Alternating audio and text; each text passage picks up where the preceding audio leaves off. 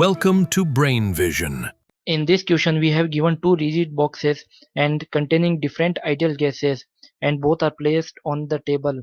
Box A contains 1 mole of the nitrogen and box B contains 1 mole of helium, and it is told that both are put in thermal contact with each other and the heat is flows between them until they reaches a common final temperature. We have to find the value of this final temperature in terms of T naught. So first of all, I am drawing the diagram for this question. So this is the table here, and on this table there are two boxes.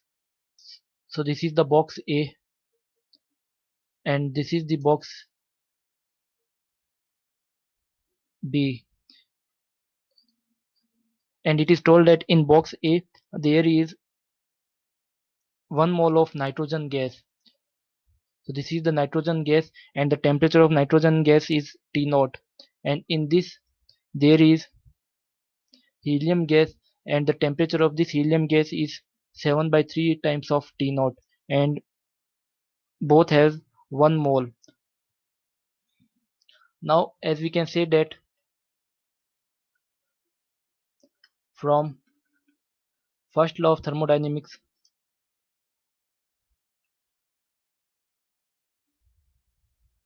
that is dq is equals to, this is delta u plus dw. As we can see that there is no heat supply in this process and there is no work done, so we can say that here dq and dw is are 0. So finally we can say that delta u is equals to 0. Now delta u is the internal energy of the system, so we can say that this is 5 by 2 into R into, that is final temperature minus initial temperature, plus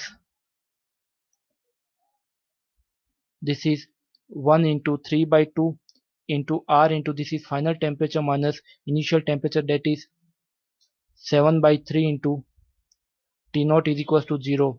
This is equals to internal energy of the A, change in internal energy of A plus change in internal energy of B is equals to 0. So change in internal energy of first box is that, and change in internal energy of first box is this.